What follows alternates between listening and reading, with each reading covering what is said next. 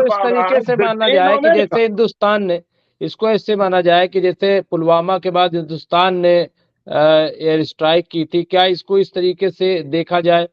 क्या क्या ईरान ने वही? अच्छा, दूसरा एक चीज और ये कही जा रही है कि चूंकि कल ही जो है परसों ही अभी एस जयशंकर जो है वो मिल करके आए हैं ईरान से, ईरान में उनकी बातचीत हुई है और उसके बाद ये अटैक हुआ है। तो ये मतलब इसको किस तरीके से, कई चूंकि देखिए जब ऐसी कोई चीज सामने आती है तो कई सवालात कई तरह के उठ के खड़े होते हैं। तो इसमें क्या वही बिल्कुल ये अमल है कि जैसे हिंदुस्तान ने पुलवामा के बाद किया था? देखिए, ऐसा है कि ईरान कोई बेवकूफ मुल्क नहीं है कि जब वो देख रहा है कि अमेरिका से उसकी जंग किसी भी वक्त छिड़ सकती है, जब वो देख रहा है कि मिडिल ईस्ट में अमेरिका ने ज्यादा और ज्यादा फौज भेजने की बातचीत कर ली है, जब वो देख रहा है कि वो यहां से लेके यमन तक तमाम लोगों को हम ही को समझाना है, तो ये जो अटैक किया है, ये जरूर कोई बड़ा एक्शन ये लोग करने वाले थे, जिनके ऊपर इनको अटैक करके इनको थ्रेट कर दिया गया है कि तुम होश के अंदर रहना, तो हमारे एक मिसाइल्स के, और उन लोगों को भी मैसेज दिया गया है। जाहिर सी बातचीत है, मोसाद के हेडक्वार्टर्स को उड़ाया है उन्होंने, ठीक है। और क्या नाम है, उसकी शॉक्स जो है बाकायदा तौर के ऊपर अमेरिकन एम्बेसीज तक पहुंची है, आईसिस को उड़ाया है। तो जरूर उनको इनपुट मिला होगा कि बलूचिस्तान से कुछ इसका जो है जवाब मिलने। ये लोग क्या करते हैं भाई, उधरी से तो जवाब देते हैं। इन्होंने पाल रखा है, इनकी प्रॉक्सीज हैं तमाम टेररिस्ट, इन्होंने तैयार किया है, ये आर्म्स अम्युनिशन देते हैं। आखिर ये इनको क्या नाम है, जैश-उल-हद को आर्म्स अम्युनिशन देता कौन है, कहां से आ रहे हैं? आईसिस को कौन दे रहा है? आईसिस नहीं, को खत्म एक चीज करने और के लिए सीरिया, एक आईसिस को जी जी। खत्म करने के लिए सीरिया कहां बेस बनाया उसने? सीरिया के अंदर। किसने? अमेरिका ने। आखिर अमेरिका उनके खिलाफ एक्शन क्यों नहीं करता? पड़ोस में है वहां के ऊपर, और नहीं उसके तो बाद इसको वो क्या, इतने नहीं एक्टिव। नहीं तो, नहीं नहीं तो इसको क्या, देखिए हम लोग या हिंदुस्तान या और लोग दहशतगर्द जो तंजीमें हैं उनके हामी कभी नहीं रहे, न उनकी हिमायत करते हैं। अगर कहीं भी कोई भी दहशतगर्द तंजीम हो, ख्वाह ईरान के अंदर भी हो, तो उस पर भी कार्रवाई होनी चाहिए और उसको खत्म करना चाहिए। तो कहीं भी हो, मैं समझता हूँ कि उस पर कार्रवाई जायज है। लेकिन पहला सवाल जो हमने किया था उसका आपने जवाब दिया और आपने कहा कि उनसे बातचीत होनी चाहिए, लेकिन खबर ये आ रही है कि पाकिस्तान और ईरान के दरमियान अंडरस्टैंडिंग बनी, क्योंकि उससे पहले जो है वो पाकिस्तान और ईरान की मुलाकात भी हुई है, आपने देखा होगा। जी जी इसके जी अलावा जी। अब अब इसके अलावा ये खबर आ रही है कि पाकिस्तान और ईरान की नेवी इस वक्त हुर्मुज की खाड़ी में फौजी मशकें कर रही हैं। ये खबर जो है नौशाद अली आबदी साहब ने दी है। इसके अलावा ये भी खबर अभी एक साहब ने दी है कि ईरान की मुलाकात पाकिस्तान के वजीर आजम से हो रही है, प्रधानमंत्री से हो रही है, और आर्मी एक्सरसाइज भी चल रही। तो इस तरीके की चीजों को आप फिर ये कैसे देते हैं? क्या वाकई दोनों इसको मुल्कों के ज्यादा अंडरस्टैंडिंग से? इसको, इसको ज्यादा वेटेज देने की जरूरत नहीं है। समझ रहे हैं बातचीत को? इसको ज्यादा वेटेज देने की जरूरत नहीं है। वजह क्या है, मिडिल ईस्ट में जो कुछ हो रहा है जी। उसके अंदर रशिया का और चाइना चाइना का बहुत बड़ा इन्वॉल्वमेंट है। समझिए बातचीत। हम्म। ये बेवकूफ नहीं है लोग, ठीक है। ये हम्म सारी चीजें क्लियर हो जाएंगी। हम्म अगर आप बताइए कि अगर ईरान पाकिस्तान से उलझ जाएगा, तो वो आर्म्स अम्युनिशन जो रशिया को चाहिए, किसको चाहिए? रशिया को चाहिए यूक्रेन में।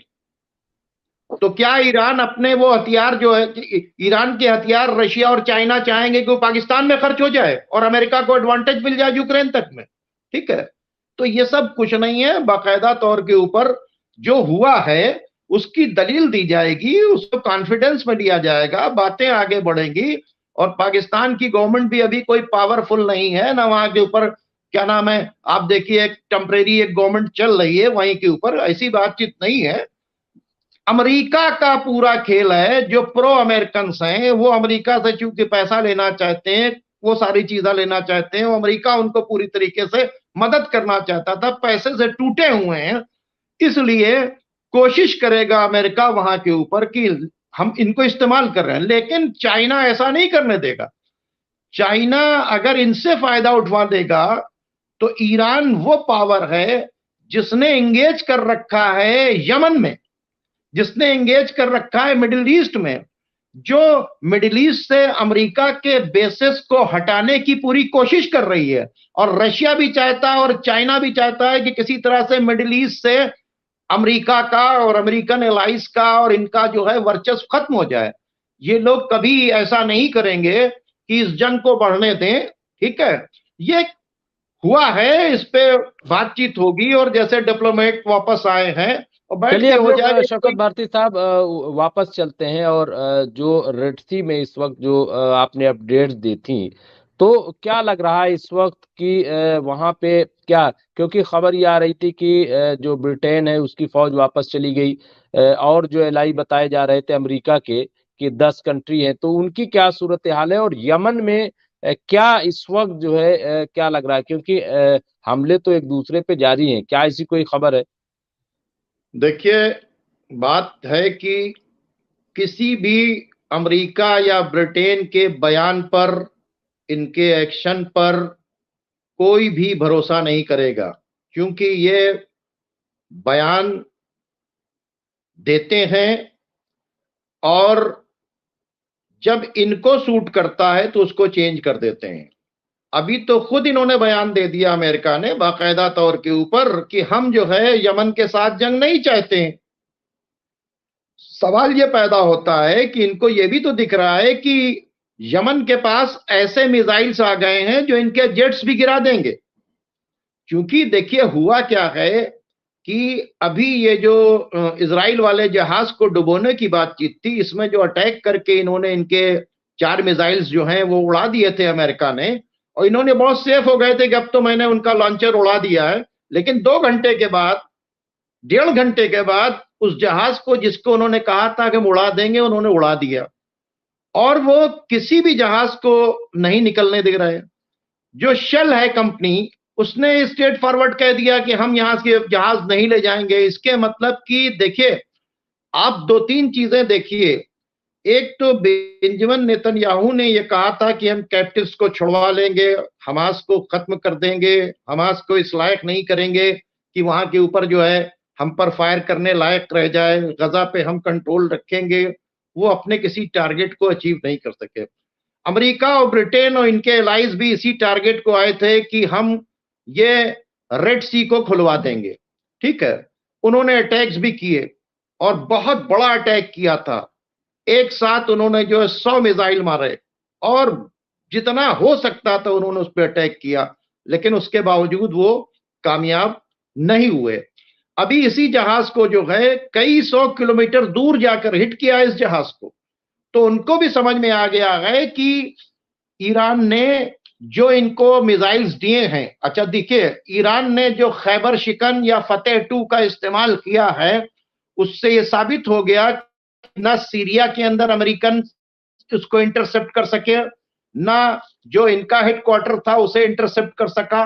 तो उन्होंने बता दिया कि मेरे मिसाइल्स ऐसे हैं जो इसको इंटरसेप्ट नहीं कर सकते।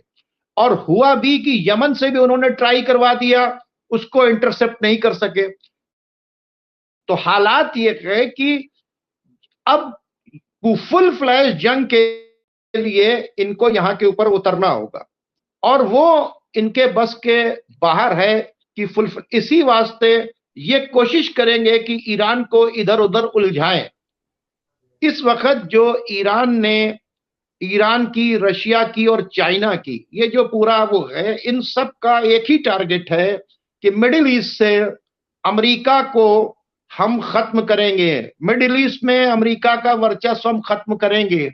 और यही वजह है कि आप देख लिए कि मिडिल ईस्ट के जो उसके तमाम एलाइज हैं, एक बहरीन ने तो अपने उसके क्या नाम है उनके अलायंस में आने की बातचीत की, ठीक है, लेकिन रेस्ट ऑफ बैलेंस जो है किसी अरब कंट्रीज ने अमेरिका के साथ जाने से मतलब अपनी मर्जी नहीं दी बाकायदा तौर पर। यह जरूर बयान दिया कि गजा के अंदर अगर आप पीस करा देंगे तो हम जो है इजराइल को रिकॉग्नाइज कर लेंगे। ये सारी बातें जरूर कर रहा है सऊदी अरब, लेकिन सऊदी अरब ने भी, मतलब सऊदी अरब से को भी ये कहना पड़ा कि इजराइल से हमारे लिंक नहीं है, जब अपने जहाज को पास किया। और चूंकि एयर स्पेस इस्तेमाल हुई थी सऊदी अरब की, यमन को अटैक करना चाहिए था, लेकिन यमन ने भी बाकायदा तौर के ऊपर उसको रिस्ट्रेन किया। बातें की जा रही हैं, चाइना, रशिया, ईरान ये सब चाह रहे हैं कि इधर उधर मामलात न उलझे। और इस वक्त कोई ऐसी ही मजबूरी रही होगी ईरान की, बेवकूफी नहीं की होगी, कोई बहुत बड़ी मजबूरी रही होगी जिसके वजह से उनको यहां के ऊपर, बलूचिस्तान के ऊपर जो है, जैशुल अदल के ऊपर अटैक करके उन्होंने मैसेज दे दिया मोसाद को भी, सीआईए को भी, इन सब को भी, कि तुम्हारे जितने भी अड्डे हमारे रेंज में, अगर तुम इधर उधर से हथियार पहुंचा रहे हो, अगर तुम चाह रहे हो, तो यहां के ऊपर हम तुम्हारे लिए काफी हैं।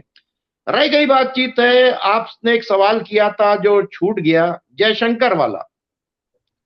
उन्होंने तो उनसे बातचीत की बाकायदा तौर के ऊपर, और उनको 2-3 बातें बहुत क्लियर की गई। उनसे ये कहा गया कि देखिए, आप चाबहार के मामले को आगे बढ़ाइए, और उसमें आपके डिले करने की वजह से जो है हमको बहुत लॉस हुआ, एक तो उसका कंपनसेशन दीजिए।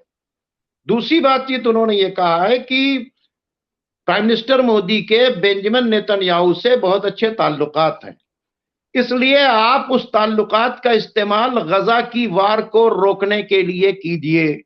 ठीक है, उनको उसमें चाहिए, क्या चाहिए था? उनको चाहिए था कि रेड सी से इनके जो जहाज आ रहे हैं, ठीक है, उनके ऊपर किसी तरह से अटैक ना हो। यह भी एक न्यूज आई कि ब्लिंकन ने बातचीत की जयशंकर से, और फिर उसके बाद उनका पैगाम लेके गए, तो उन्होंने क्लियर कट वहां पर यह भी बातचीत कर दी कि भाई देखिए, ब्रिटेन और अमेरिका ये सब इस जेनोसाइड में जिम्मेदार हैं, हम इन्हें माफ नहीं करेंगे। तो उन्होंने क्लियर कट कर दिया कि उसके फौरन बाद उन्होंने अटैक करके बता दिया कि हमारे पास जो ऐसे ऐसे मिसाइल्स हैं जिसको तुम्हारा इंटरसेप्टर इंटरसेप्ट नहीं कर सकता।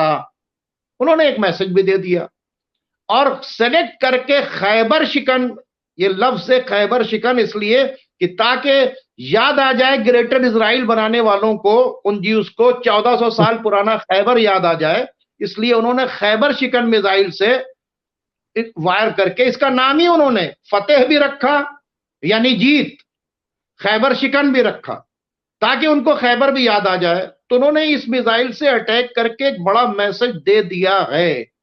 और आप देख रहे हैं कि इस वक्त जो है इजराइल के अंदर एक घमासान मची हुई है, पूरी एक भयानक घमासान मची हुई है।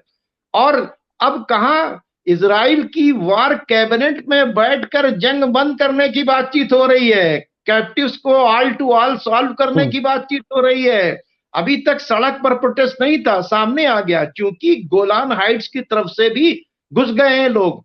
अभी ये भी न्यूज है कि बहुत से लोग जो है हिजबुल्लाह के वहां के ऊपर पहुंच चुके हैं। यह भी न्यूज है कि लेबनान के बॉर्डर से वहां के ऊपर काफी हिजबुल्लाह अंदर जा चुकी है।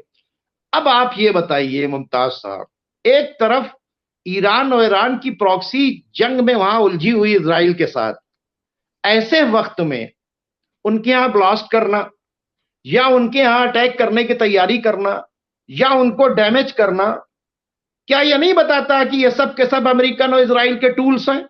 और ये सब दुनिया के तमाम मुसलमानों को समझ में आ गया, और तमाम मुसलमानों को नहीं, हर एक इंसान को समझ में आ गया। और पूरी दुनिया जो है वो आईसिस से परेशान है, दहशतगर्द तंजीमों से परेशान है। ठीक है, खुद जैशुल अदल को जो अमेरिका ने टेररिस्ट ऑर्गेनाइजेशन डिक्लेयर कर रखा है, एक तरफ टेररिस्ट ऑर्गेनाइजेशन भी डिक्लेयर करते हो, एक तरफ आर्म्स सबनेशन भी देते हो, एक तरफ जब उनके ऊपर अटैक होता है तो तुम सपोर्ट भी करते हो। तो ये जो सारी चीजें हैं, ये सबके सामने आ गया, ये पूरी दुनिया के सामने ये कार्ड जो है वो फेल हो चुका है। और इंडिया ने बहुत अच्छा काम किया कि वो अपने पोर्शन को क्लियर करके उन्होंने अपने लिए रेड सी के रास्ते को सेफ साइड कर लिया। और ये सबके बेहतर में है कि जंग रुक जाए, और फिर यमन का एक ही कहना कि भाई अगर गजा को रोक रहे हो तो हम सारी चीजों को वो कर देंगे, गजा की जंग रोको, वहां से बैक हो। ठीक है, हालत इस वक्त इजराइल की बहुत खराब है। ये तो आप समझ रहे हैं कि आखिर वक्त में ये चाह रहे हैं कितना ज्यादा हमला कर ले। अब ये इस देख रहे हैं कि वेस्ट बैंक में हमने सेटलर रखने के बाद भी हमारी ग्रिप ढीली हो रही है। वेस्ट बैंक में अपनी ग्रिप को मजबूत करने के लिए इन्होंने इस वक्त जो है वेस्ट बैंक के ऊपर और सेंट्रल गाजा के ऊपर बहुत जबरदस्त बम्बार्डमेंट कर रखा है।